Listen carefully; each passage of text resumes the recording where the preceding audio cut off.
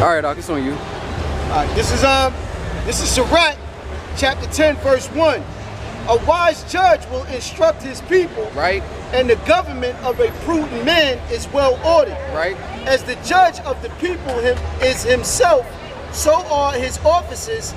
And what manner of man that rule of the city is, such are all they that dwelleth therein. An unwise king destroyeth his people, but through the prudence of them which are in authority, the city shall be inhabited. And that's why this city is not going to be inhabited, man. Because the very opposite is happening. You have an unwise king ruling. And as the king is, so are the people, man. So they are a reflection of the very leaders that they put in office, man. They are a reflection of them, man. That's why these buzzwords that come out now, to make America great again, even mentioning Donald Trump, all of these things are buzzwords for protecting the system, man. And Black Lives Matter and all of that other stuff that's opposite of that represents the being against this system, even though it's not according to the truth. All of these things are a representation of this unwise king and his rulership. You got it. Sirach chapter 10, verse 4. The power of the earth is in the hand of the Lord, and in due time he will set over it one that is profitable. And that's what they're resisting, man. They're resisting the true nature of YAHAWASHI, because they make void the judgment of the Lord and who he's decided to bless and who he's decided to show mercy and who he hasn't, man. Okay, you can read that again. You got it. Sirach chapter 10, verse 4. The power of the earth is in the hand of the Lord, and in due time he will set over it one that is profitable. Now Job 9 and 24 tells you that the earth is given into the hands of the wicked, showing you that the Most High ordains who runs the earth. Wait, it's like one more time. Sirach chapter 10, verse 4. The power of the earth is in the hand of the Lord, and in due time he will set over it one that is profitable. It says in due time he will set over it one that is profitable, talking about CHAARAWTAZA, according to Isaiah 2. But the Lord deals with balance. So right now, who does he set up over the earth? The unprofitable one, which is what? The nation of Edom, man. According to Job 9 and 24, man. So that just goes into that.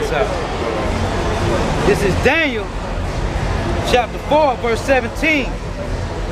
This matter is by the decree of the watchers and the demand by the word of the holy ones, to the intent that the living may know that the Most High ruleth in the kingdom of men, and giveth it to whosoever he will, and setteth up over it the basis of men. So really, Esau's rulership is a show of the Lord's muscle, man. That he could take the basis of men and give them an empire, man. The biggest empire on the planet, man. The Romans in their first empire weren't able to accomplish what the new Rome has accomplished, man. And the Lord did that to show his power. He said, for the same purpose, I have raised up Pharaoh, man. So all the technology they got, all of these things were given to them, man. So that the Lord can show him what real might in his hand really can do, man. That artificial intelligence, that all of the weapons, Lockheed Martin, all of that doesn't mean anything in comparison to the spirit and power of YAHAWASHI when he decides not to hide himself. It said in Esdras that the Lord is going to begin to visit the world in which he created, man. And that's what we're witnessing. Slack, y'all. Luke chapter 21, verse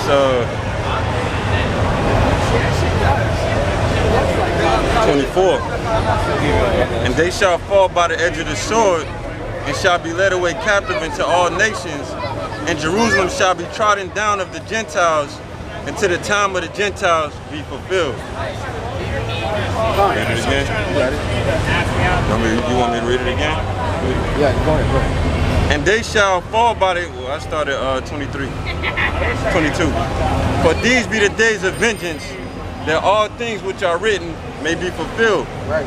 But woe to them that are with child, and to them that give suck in those days, for there shall be great distress in the land, and wrath upon this people. And they shall fall by the edge of the sword, and shall be led away captive into all nations, and Jerusalem shall be trodden down of the Gentiles, until the time of the Gentiles be fulfilled. All right, and we're in that time, man. We're in the time of the Gentiles.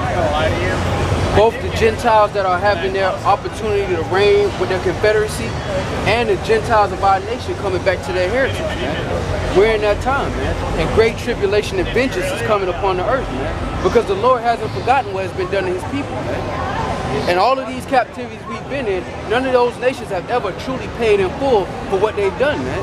The Lord has waited till now for them to cash in on that bill, man. And now you got all kind of philosophies and all kind of doctrines trying to wiggle out of the Lord slapping that gavel on nations, man. Saying, look, this nation is going into slavery for 1,000 years and then they can have their land back. This nation is not going to have any land. After 1,000 years, we're getting rid of them. The Lord has made judgments and he said he shall not take back, man. He said he's not a man that he should lie, man. The Lord don't care about, he's not a respecter of persons, man. All of this is according to his pleasure, man. Man is just playing out his role on the planet. Vessels unto honor and vessels unto what? Dishonor. Vessels unto mercy and vessels unto unmercy, man. No mercy, man. Because the Lord is going to destroy them after 1,000 years, man.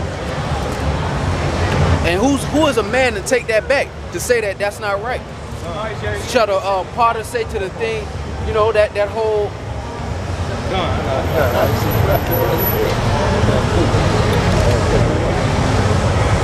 Numbers chapter 23 verse 19.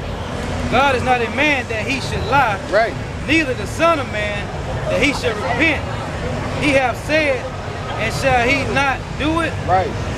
Or have he spoken, and shall he not make it good? Exactly. So what the modern day Christianity is saying is that when the Lord said what he said about other nations, about what he was going to do for the nation of Israel, that he changed his mind. Like somehow he's smart enough to make all of this in perfection and mess up dealing with the affairs of man. That's folly, man. And you gotta, it's to a point now where in the old Christian days, they acknowledged that the nation of Israel had a blessing that was separate from the believers. Now you got this folly where they just done got rid of that whole concept, just took the scripts, put it in the back seat and just wing it now, man. Now it's Buffalo Wild Wings, 50-cent wings on Wednesdays now. With the scriptures, they just take stuff and just freestyle Friday with it, man. But the Lord has set up the apostles last, as it were, appointed unto death, man, that the true nature of YAHAWASHI will be professed in the world, and then the end shall come, man. Christianity has been preached all across this globe, back and forth, man. Both with the sword and both with just nuns and monasteries. And the end hasn't come until now. Yeah, it's not a precept, but it's in Romans 9.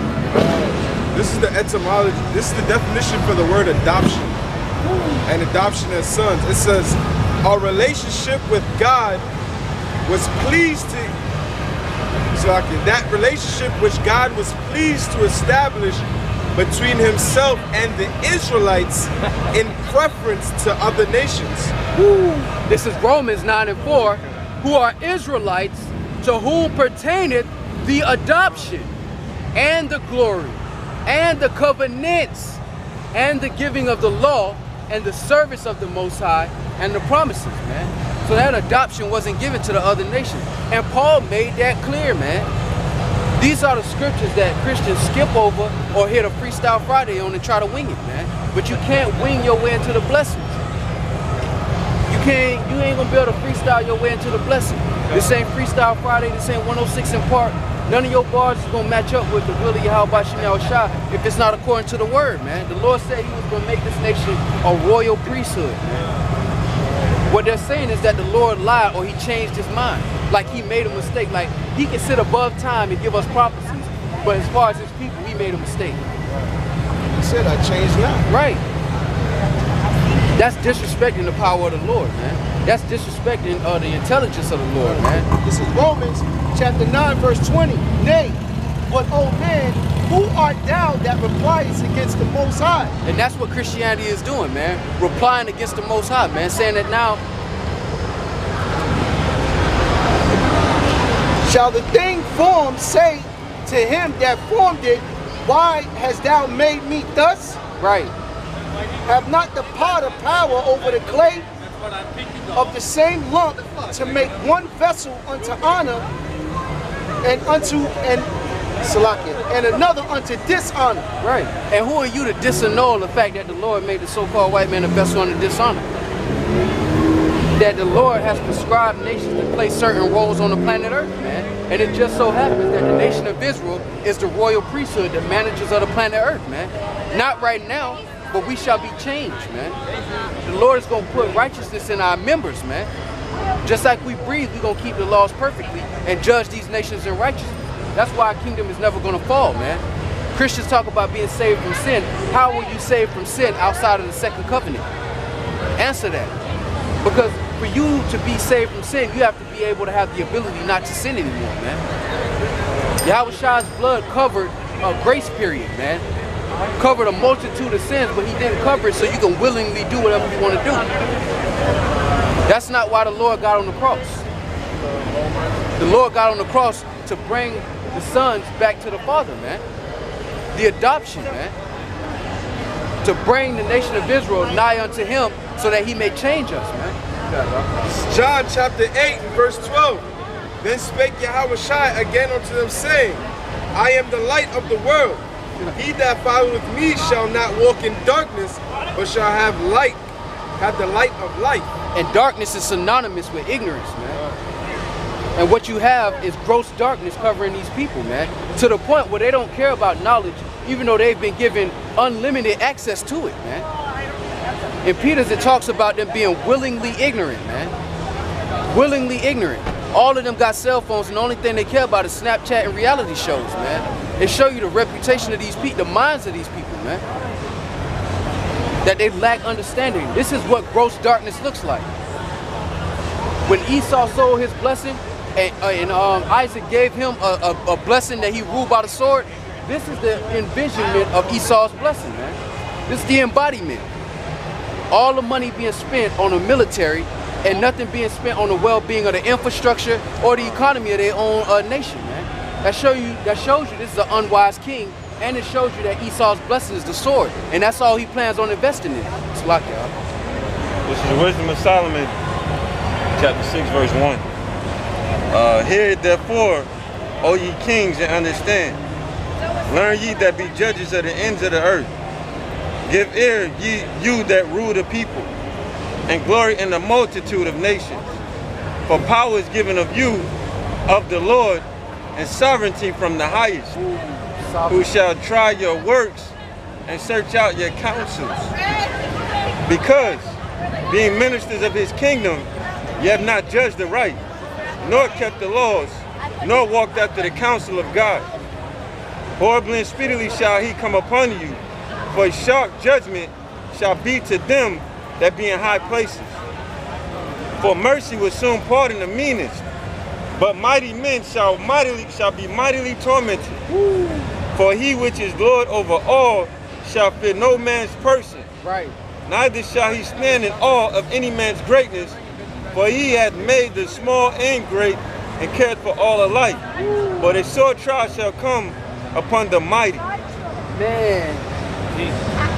That's why the Lord say he don't care about the unpopular opinion of this truth, man. That this truth is not popular to this world, because the Lord gave this world over to folly, man. He didn't give this world over to wisdom. He gave this world over to folly.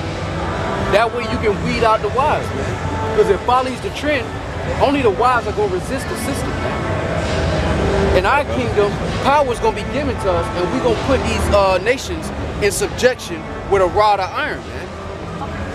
We're going to rule with a rod of iron. That's a strict judgment. That's a strict rulership, man. That strictness being of the laws, man. Because this is what happens when you don't have strictness in rulership. This is what happens when you have unwise kings. You got it, right? This is Psalms chapter 17, verse 13. What religion is this? Not a religion. Not a religion? This is Psalms.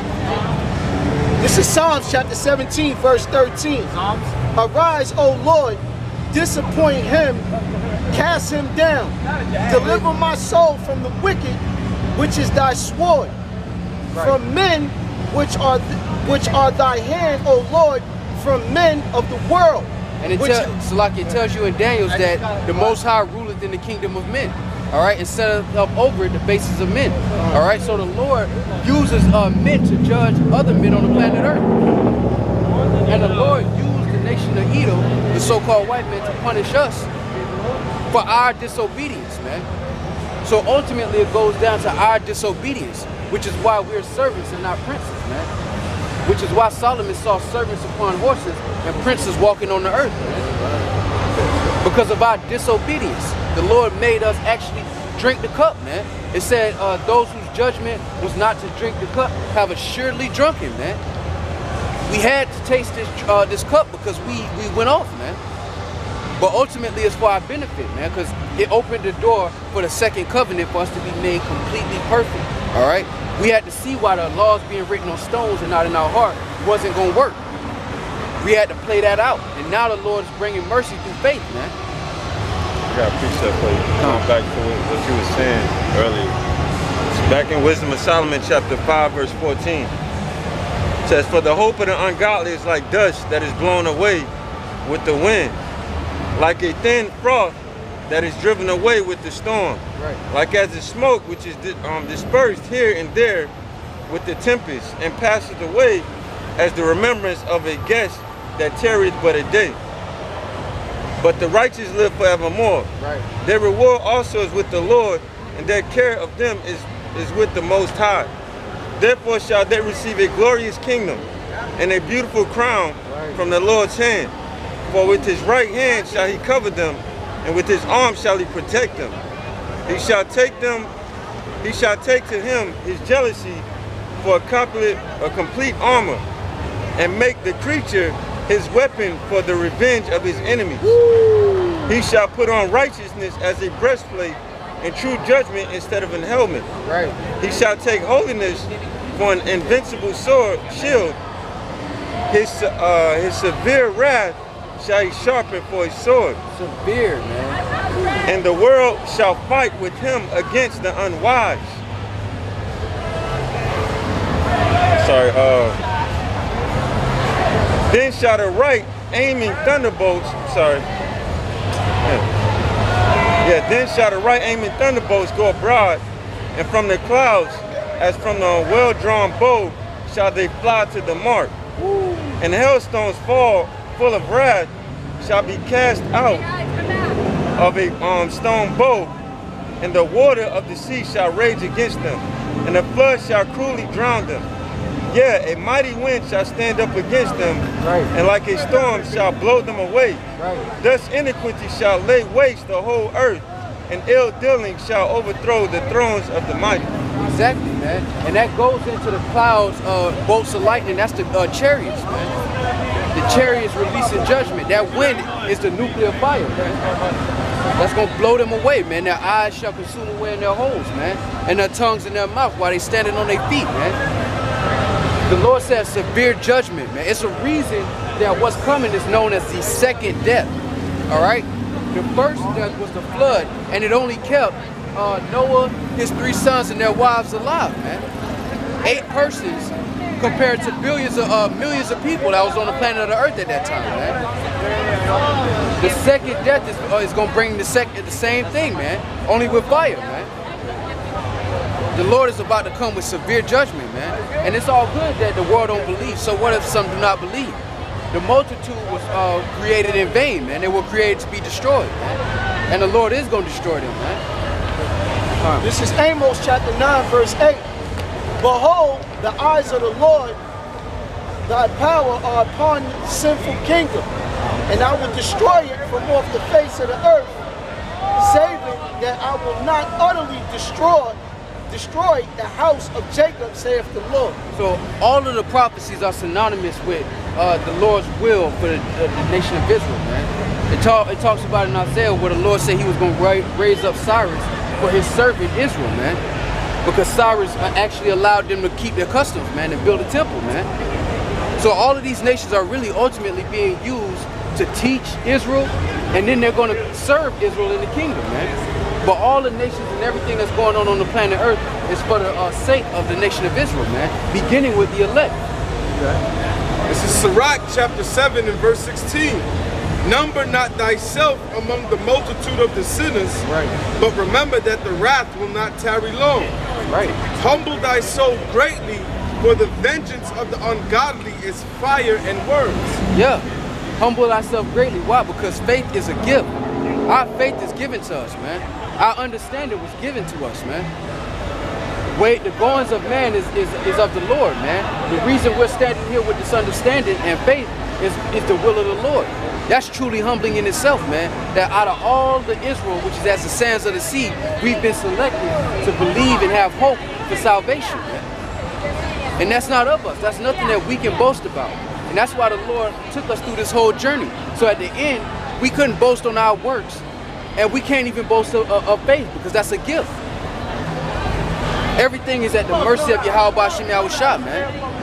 And we have the spirit and we hope for good, man, as it is written, man.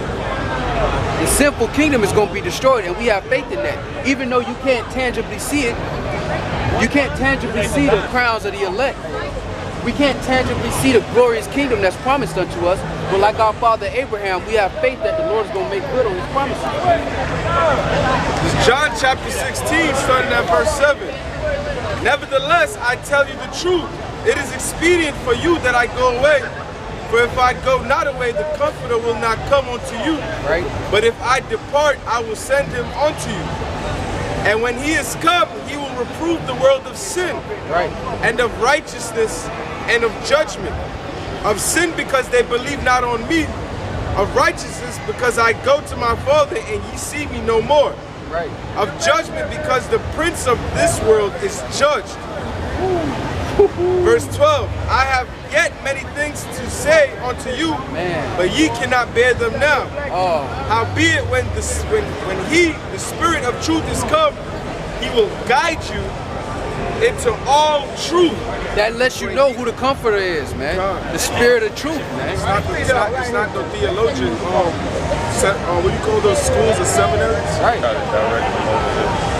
What's that? Try to direct them on the let me read that verse. Howbeit, verse 13. Howbeit, when the Spirit of truth is come, he will guide you into all truth. For he shall not speak of himself, but whatsoever he shall hear, that shall he speak, and he will show you things to come, which is prophecy, man. Exactly. Because we've been given prophecy, and we've been given crumbs and milk of the Lord's understanding. That's why the Lord said, I desire so many more things to say to you, man, but we can't bear it. But these Christians, they don't even they don't even come in the spirit of prophecy. You know, they just go after their own vain opinions, you know?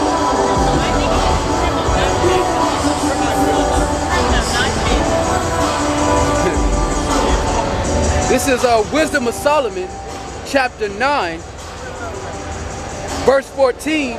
For the thoughts of mortal men are miserable, and our devices are but uncertain. For the corruptible body presseth down the soul, and the earthly tabernacle weigheth down the mind that museth upon many things. That's why the Lord said, I have so many things that I want to tell you, but you can't bear it right now. Because we're in these earthly tabernacles, and it weigheth down the spirit, which museth, when you go into the word museth, it goes into deep thought, deep meditation, man. Because even brothers in the truth, man, we meditate on, we lose our train of thought, we meditate on so many things, man. You be meditating on one precept and somehow find yourself in the herbs. Because our earthly tabernacle is pressing our spirit down, man. We have a desire to know the things in the creation of the Lord, man. This is Ecclesiastes chapter 1, verse 18. For in much wisdom is much grief, and he that increaseth knowledge increaseth sorrow. Because we in corruptible flesh, man. We actually in flesh that actually can't sustain the wisdom that we're receiving, man. That's why when 2 or 3 or more are gathered, there the Lord is in the midst, because we all have a portion. And we all have to put our portion in for the meal to actually be savory, man. The Lord gave us all the peace. We're all he likened us unto lively stones, man. Because one vessel can't bear it, man. One vessel can't bear all the fire. one vessel can't bear all the wisdom, man. That's why the Lord gave the spirit of prophecy to one brother, the spirit of history to another brother. We all have different portions, and all together we create the temple of YAHAWASHI, man.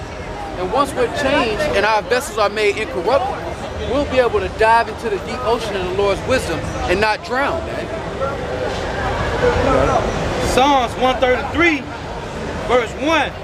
Behold, how good and how pleasant it is for brethren to dwell together in unity. Exactly, man. Because this understanding gives us a way of life, man. How to treat brothers. And then understanding what Yahawashi said in the New Testament, you got to look at brothers as Yahawashi, man. Because he said, you gave me water, you clothed me, you fed me. If you did that to the little ones, you've done it to me. This wisdom comes with responsibility and, most importantly, discipline, man. It comes in the discipline. That's why the Lord said in Ecclesiastes 17, whom being his firstborn, he nourisheth with discipline, man. These are hard lessons our nation had to learn. You look at our heritage, man. Slavery, multiple slaveries, man. Multiple captivities while the earth done enjoyed the fruits and the fatness of our inheritance, man. And that was mercy to the Lord, man. That shows you that the Lord is a hard teacher, man. That's why I say prepare yourself for temptation if you come to serve the Lord, because it's not going to be an easy journey. But likewise, the salvation is going to be for the few. And the multitude has been made to die, man. They've been made to perish. The Christian doctrine to tell you, all can be saved. You can choose the Lord. When the Lord explicitly said, I have chosen you, you have not chosen me, man. But now light has come into the world and men love darkness rather than light, man. Because you got brothers all across the planet, man, putting their fringes back on, putting their Bibles up, hitting the signs, and telling the children of Israel who they are, man. Waking up our nation, man.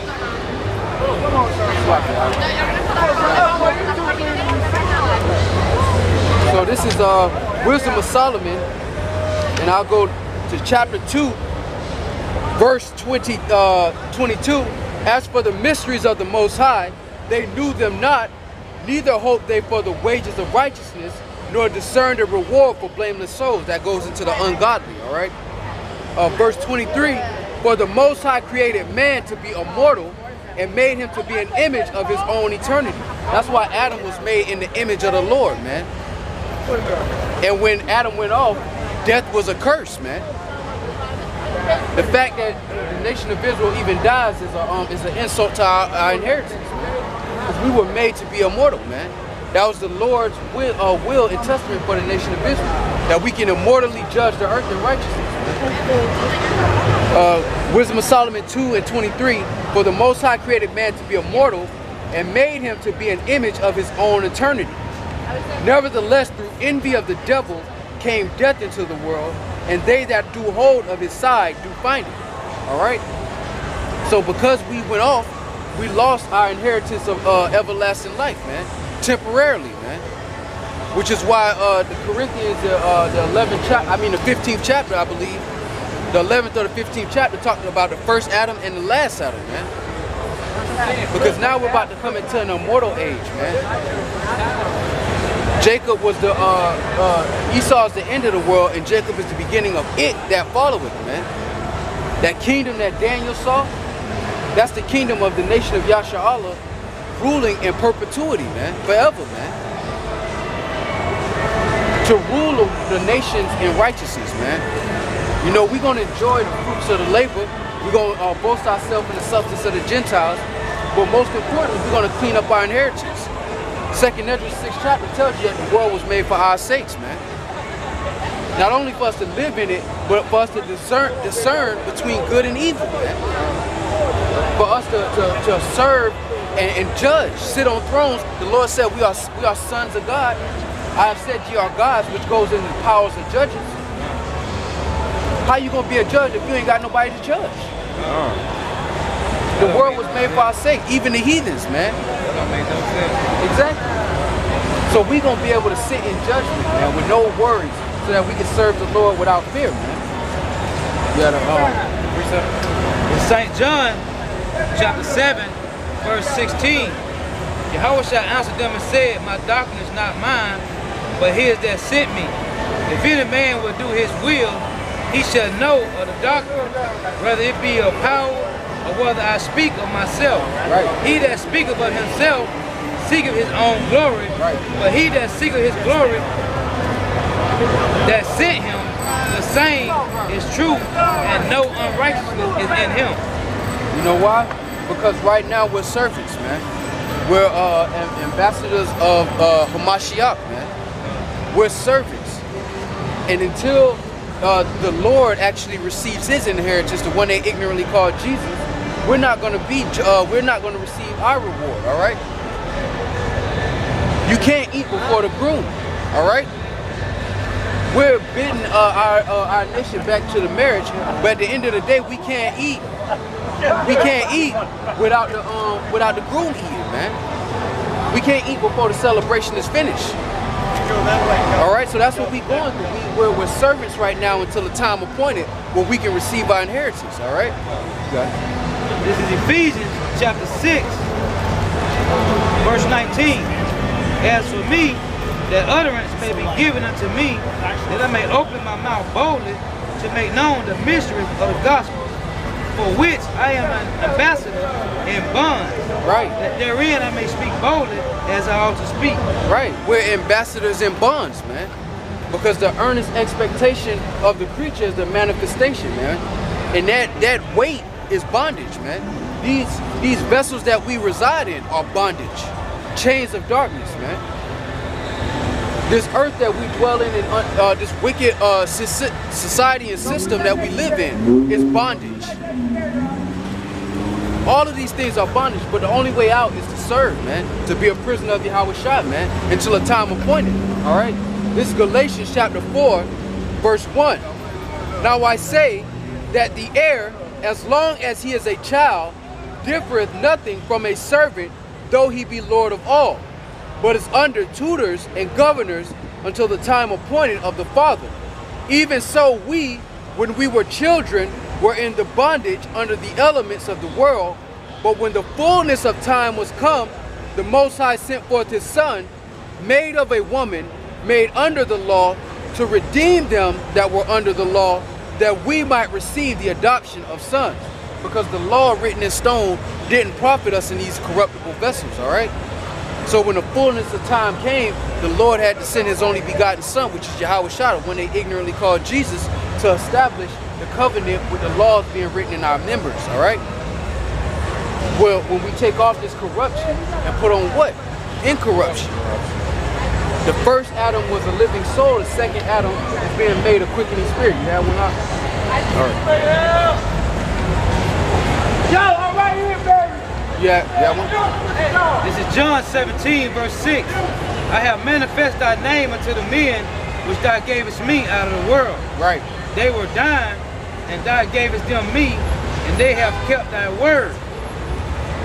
Let me jump on. So, for I have given unto them the words which thou have gavest me, and they have received them, and have known surely that I came out from thee, and they have believed that thou didst send me.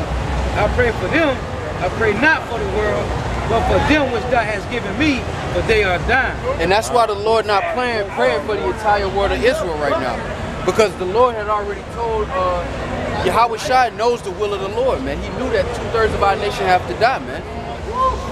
So he said, I pray for them, not for the world. He prayed for the elect of the nation of Israel. Because they have been with him from the beginning, man. The first fruits, man. And that shows you the spirit of the Lord, man. Because in the law, the first fruits are throughout our laws as well, man. And the law was a shadow of things to come, man. Even the first fruits in itself is a shadow of the Lord showing us that spiritually there are going to be men, women, and children that are first fruits. Just like him putting the test on Abraham to sacrifice his son, knowing that he was going to have to do it to save the seed of Abraham, man. All of these things were written for our learning, including the law, man. It was written on stone so that us in this corruptible flesh can look at it, reflect on it, try our best, but eventually the Lord's going to take the training wheels off and we just going to ride, man, and we're not going to stop. I just was going into You said how to get understanding on how to discern. You got it, huh? This is on 1 Kings chapter 3, starting at verse 6. And Solomon said, Thou hast showed unto thy servant David, my father, great mercy, according as he walked before thee in truth, and in righteousness and in uprightness, of heart with thee, and thou hast kept for him a great kindness, that thou hast given him a son to sit on his throne, as it is this day. Verse 7, and now, O Lord my God, thou hast made thy servant king instead of David my father, and I am but a little child. Right. I know not how to go, Salakia, I know not how to go out or come in. And thy servant is in the midst of thy people, which thou hast chosen, a great people, Right. that cannot be numbered nor counted for multitude. Verse 9, give therefore thy servant an understanding heart to judge thy people, that I may discern between good and bad. For who is able to judge this thy so great people? And the speech, it's like in verse 10, and the speech pleased the Lord, and Solomon had asked this thing. You know? I got a precept for you. So this is Wisdom of Solomon, chapter 6. Verse 17. For the very true beginning of her is the desire of discipline. Talking about wisdom. And the care of discipline is love. And love is the keeping of her laws. Alright? Not no abstract, bubbly feeling that you have in your heart. For you to say you love God, you got to keep his laws to the best of your ability. Alright? The Lord is not a man that's or a spirit that's going to accept words. Talk is cheap. Alright? It said, be ye doers of the word and not hearers only. Because Abraham, like we said last week, Abraham didn't have the luxury of just saying, I believe in the Lord. He had to put his son on the altar and almost sacrifice his son and have that kind of belief in the Lord. And you think you're just about to come through and you don't have to do anything but say you believe? No, the Lord requires you to show and prove your faith, man. You got it? This is Proverbs chapter 3, verse 1. My son, forget not my law, but let thine heart keep my commandments. Exactly, because the Christian doctrine of the law being bad, it was too hard. It's 40,000 laws in the USA, and your ass ain't in jail. Meaning you respect some form of law, but the Lord got 613 laws, and you saying that the Lord created all these laws just to ball it up and throw it in the trash can, man. That don't make sense. Nothing on this planet goes to waste.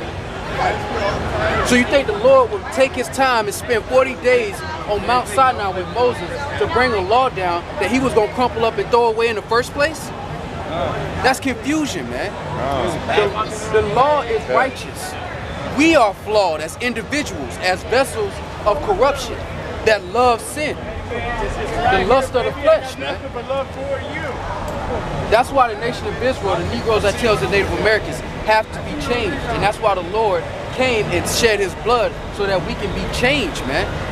Because this struggle that we have, we're going to be in captivity forever, man. That's your question now? Yeah. If the laws are done away with, right, then in Hebrews 8, what laws is the Most High talking about writing into people's hearts and minds? But that shows... believe the laws are done away with? No, not at all. God forbid. But we're going into the madness of Christianity today, because Christianity say that the Lord nailed the law to the cross. That we can do whatever we want to do now. All we got to do is believe in the Lord, and you get a free. You got to get out of jail. Just say Jesus card. All right. Whenever you want to use it, you can live however you want to live. What's the difference between the laws and the commandments? It's the same thing. Is it? Yeah. Laws, statutes, and commandments. Isn't the laws a witness to the commandments? What do you mean when you say that? Exactly what I mean. In Deuteronomy chapter 32, it says that the laws are a witness to the commandments. The laws are placed besides the commandments. On the ark, inside the Ark of the Covenant is the commandments, the manna, and the staff. But the laws are placed to the right of the commandments as a witness against you, according to Moses. So the laws are a witness to the commandments. Deuteronomy 32 and what? 32, I got you. Yeah, go ahead. But in Ecclesiastes it tells you that the law have dominion over a man as long as he lives. And in Matthew 5 and 17, the Lord said that not one jot or tittle shall in no wise pass from the law, till all be fulfilled. And any man who break the least of these commandments and teaches men to do so shall be called least in the kingdom. I agree with that. But the laws and commandments are not the same thing, though. Yeah, they are. Leviticus chapter 26, verse 46. These are the statutes and judgments and laws which the Lord made between him and the children of Israel and Mount Sinai by the hand of Moses. Let's read that. One more time. Chapter 31. Leviticus chapter 26, verse 46. These are the statutes. Read that again. What chapter? Leviticus 26 and 46. All right. These are the statutes and judgments and laws which the Lord made between him and the children of Israel and Mount Sinai by the hand of Moses. All right, so what are you saying the commandments are? Deuteronomy chapter 31, verse 26 says, take this book of instruction and place it beside the ark of the covenant, which had the two stones. Take this law, take this book of the law. Take the law and place it law instruction, same thing, and place it beside the ark of the covenant, which is the Ten Commandments. It will be a witness against. Hold up. Where's the Ark of the Covenant? Where's that at? Inside the Ark of the Covenant is the Ten Commandments, the manna and the staff, Moses' staff. Inside the Ark of the Covenant. It is a witness to the commandments. So, what you were saying about what I'm saying is the law is a witness to the commandments. They're both righteous, they're both true. But one is written by the fingers of God, and the other was inspired by God, but written by Moses. Yeah, but so there's a difference. That's not what I'm saying? That's not what the scripture says. It's exactly. I'm going to read the scripture. Read it again. This is Deuteronomy chapter 31, verse 26. All right. Take this book of the law and put it inside the ark of the covenant. Beside, right? It said put it inside the side of the ark of the covenant of the Lord your power, that it may be there for a witness against thee. Now this is my question to you. What is the book of the law? What is that referring to? It's the laws that was inspired by God. But it's not, we got to look at it from the way they seen it. We can't look at it. We can't look at it like 613 laws, only 10 of them were written by the fingers of God, which was the Ten Commandments, right? But the rest of them were inspired by the Holy Spirit, and they're righteous, and we should follow them. And let me make this very clear. We should follow all of them, but one of them is written by the fingers of God himself, but one of them was inspired by the Holy Spirit. I think that makes sense. Don't do it. It's not the Ten Commandments contained in the book of the law. Say it again. It's not the Ten Commandments contained in the book of the law. The law is a witness to the commandments. No, you're not asking my question. I'm asking a direct question. Is not the Ten Commandments, Exodus chapter 20, contained in the book of the law? Of Moses? Yeah.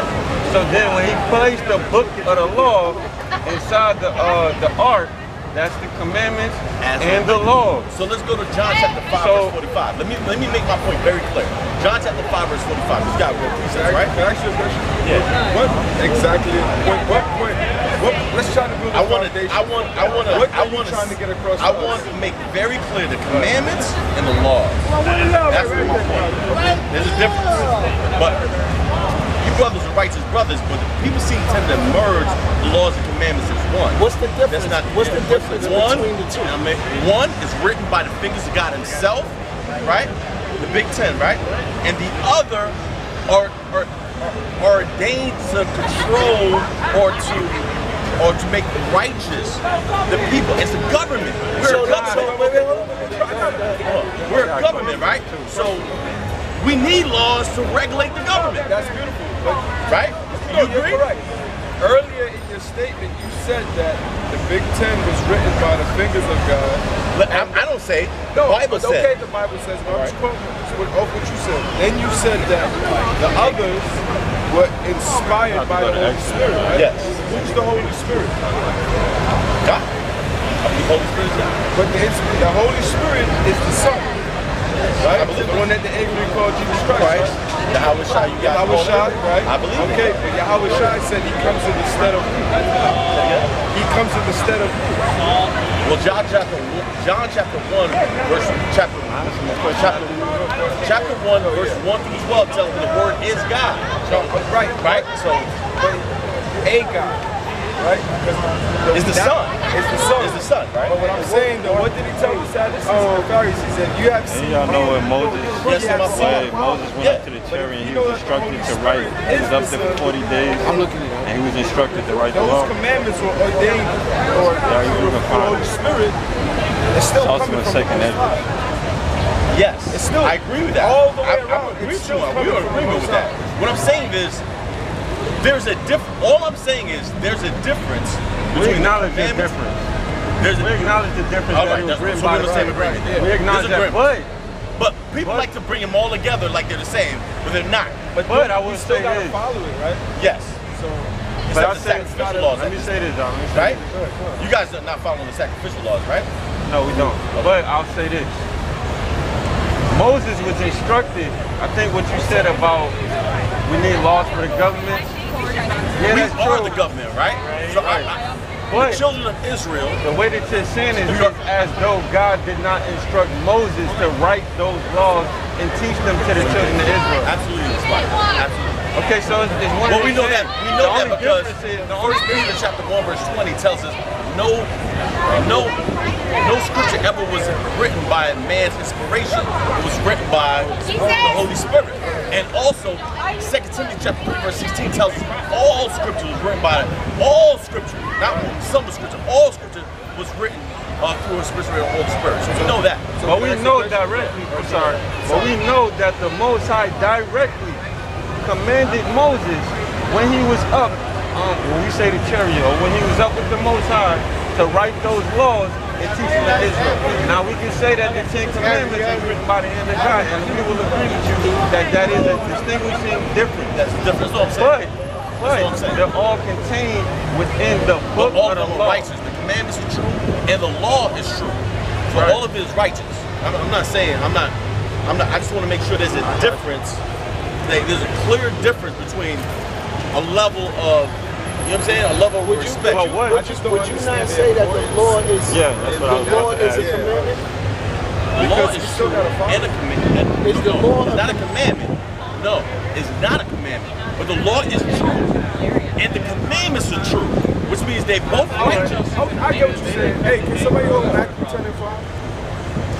But a lot of people make a mistake and blend them together. That's not accurate. All right, cool. Check this out. I'm sorry. This is Numbers chapter 15. I read the Bible like 4 hours a day, every day. Every day. Can I ask him this, What? So I'm guessing that you're saying that we need to make a distinguish. Yes. We need to distinguish between the Yes. two. Because some kind of way we may stumble. Is that? Yes. Now, how is it that we stumble by not making that distinguishment of one being written by the hand of the Most High and the other being told by Moses to write? And this is why I'm saying this. Yahawashi says, Christ, I call him Christ, you guys call him Yahawashi. He says, keep the commandments. He didn't say keep the law. Why didn't he say keep the law?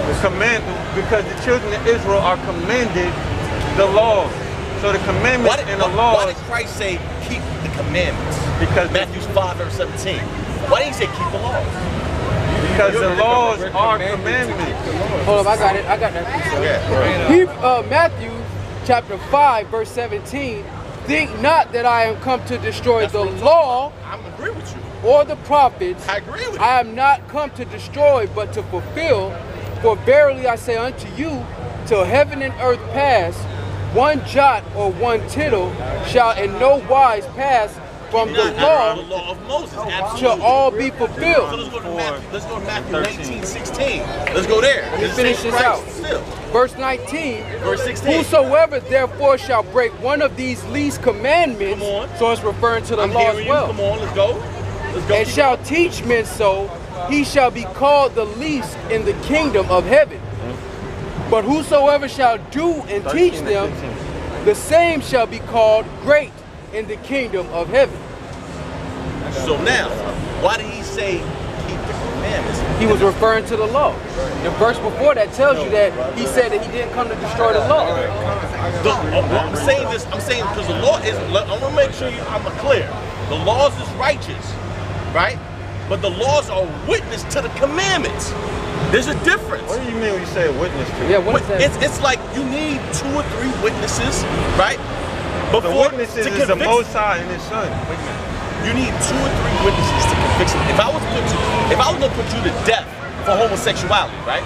I would have to bring 2 brothers with me to kill you, right? To stone you to death. No. To confirm what you said. You had to bring 2 brothers that don't believe that? No. You had to bring 2 brothers that seen me committing a homosexual That's what act. I'm saying. That's what we're on the same agreement. But not necessarily to put the person to death.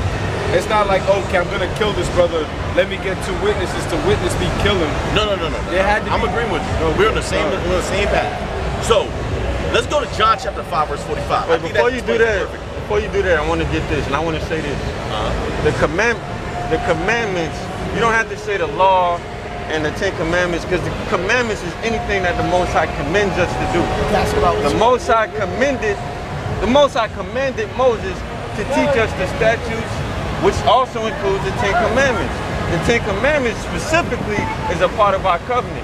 But so why did the Most High write all the laws? Why? This is Deuteronomy. This is Deuteronomy chapter 4, verse 13. And he declared unto you his covenant, which he commanded you to perform. So that's the commandment right there. That's why he said keep the commandments. Because the Most High commanded us to perform all the laws that's contained in the book of the law. Even 10 commandments, right? And he wrote them upon 2 tables of stone. Keep going. So that's referring to, hold on.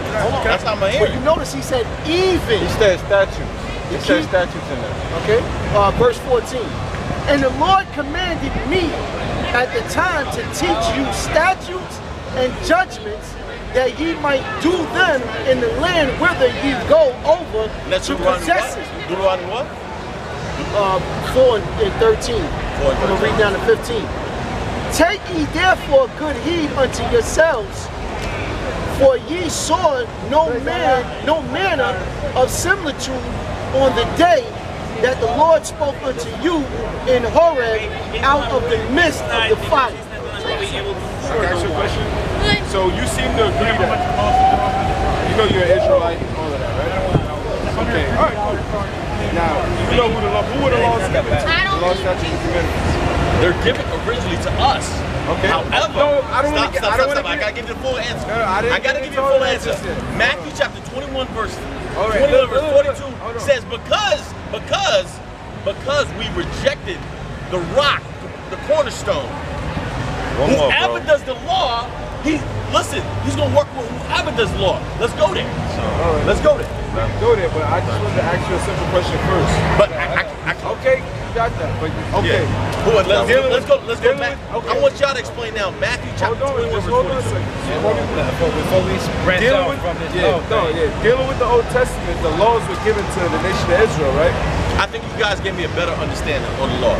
I think you guys gave me a better understanding. So with your understanding, I now understand it a little bit better. Can I ask you a question? Are we supposed to keep the law? We're all nations. We know. Okay, listen. The rules are righteous. All right. Listen. The commandments, or I believe, what I initially believed, that the commandments have a little bit more authority. Commandments are a summary of the law, man. Yeah, a summary of the law. Basically, it's a short version. Oh yes. Another thing too is, we know that a law does exist, right? A law exists, right? But concerning the Old Testament, right? who was commanded to keep those laws? Initially, No, but you keep saying initially, but you're proving my point. That's why I said concerning the Old Testament. Israel. They were commanded to keep those laws. Absolutely. So if I wrote out a bunch of laws that didn't tell you you had to keep them, then the laws are just sitting there. So the Most High not only wrote the laws up or the But I don't want to go to our understanding. I want to go back to the scriptures. I want to stay in the scriptures, right? I mean, you guys all agree on the scriptures, right? So let's go to Matthew chapter 21, verse 42. Listen, the Matthew 5, you said, why did the Most High say keep the commandments and not the law, right? You know about the story of the woman that got caught committing adultery? Yeah. What did the Lord tell her to do after the Don't sin no more. Repent. Okay, but what is sin? Sin is transgression. Exactly. I'm saying, yo, I read the Bible. Come on, let's go to Matthew chapter 21, verse 42. Let me bring this out first. I really read the Bible. This Joshua chapter 1, verse 8. Let's go there. Let's go. 1 verse on. 8, right? Yeah. Study the scriptures day and night, right? So that you, come on, I know what you're talking about. Let's go back to Matthew chapter 21, verse 42. Come on. Joshua chapter 1, verse 8. I'm with you. This book of the law Study it shall continuously not, day and night. hold on, So that Rob. it might not leave you, right? I know what you're talking about. this book of the law shall not depart From your out of mouth. thy mouth, but thou shalt meditate On therein it day and night. I'm with you. that thou mayest observe I'm with to you. I agree do with that. accordingly to I'm with all you. that I'm is with you. written I'm with you therein. 100%. This Let's is go for back to edification. 21, This is 42. also for edification. Yes. Study the books of instruction. He is 100% correct. Let's go back. For then thou shalt make thy way prosperous, and then thou shalt have good success.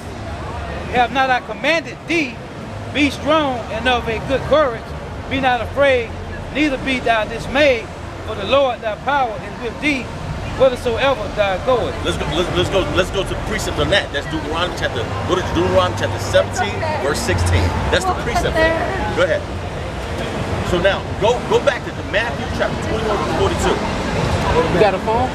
Huh? Bring out some of your precepts. Yeah, absolutely. I'll read myself. But you know, Yahawashi told the lady, You got that one right there. It's You know gonna that stop sin all is the that. transgression of the law. Not, you know, just to say, all right, there's a distinction between the commandments and the laws, but Yahawashi said No, to sin no more. You know, So you agree with me? There's according to your distinction that the Big Ten were written by the hand of God, right? and the rest were. That's all I'm saying. Say Matthew But we 21. still don't see the. Matthew 21, 42. But you see what I'm saying? These things. Sin, because he tried to say that. End of that kind of slow. To keep the commandments. and not to keep the law. Matthew 21 and 42. Yeah, Jesus said unto them, did ye never read in the scriptures? that's the one. The stone which the builders rejected, The same stone is that the become, builders rejected, right? Which is Christ. Come on. is the same is become the head of the corner. This is the Lord's doing, This is our Father's doing. Come on. and it is marvelous in our eyes. Come on. Therefore I say unto you, the kingdom of God shall be taken from you The and kingdom of God shall be taken from you. Come on. given to another nation, And give it to another nation. Come on. bringing forth the fruits thereof. Oh man, what does that mean, fellas? What does nation that was it mean? given to? Nation that keep the commandments and laws. What That's nation? what it's saying. What Which nation? nation? Any nation that keeps the commandments and laws. So what- That's what it's saying. So what's the Greek word behind nation right there? Nation simply means a race. No. The Greek word behind nation right Let's go there. to the Hebrew word. It So ain't no Hebrew behind it. Absolutely there Okay, is. what's the Hebrew word? The Hebrew word means a people or a race. In that particular scripture, this is what I'm Uh-huh. asking. In that particular scripture, Matthew chapter 21, verse 43, behind nation, what's the Hebrew word? It means race. It means a people. No, what is, tell me the word, pronounce the Hebrew word. I do that. I don't know. Is it GABAR that you're talking I'm about? not sure. Is it ethnos? I'm not sure. Okay, well the Greek word is ethnos. It means a nation or a tribe. So you agree with me? It don't mean nations. It means a nation, a tribe. It means a group of people. Like you're an ethnic group, right? That's one group. That's where the word ethnic comes from. That's where you get that word ethnos from. A race of people. So let me ask you this. If a nation keeps the laws and commandments and they're righteous and have the faith in Jesus Christ, can it be saved? Can they Great be saved question, from bro. what? Can it be saved? From what? Can they be saved? Can they go to heaven? Okay. That's it. That's it. Based on the scriptures, baby. Matthew 21:42. If I keep the laws, if I'm righteous, can I be saved based on Matthew chapter 21, verse 42? Christ says, the kingdom of God shall be taken from you and given to a nation that keep the fruit. Anyone who's willing to do my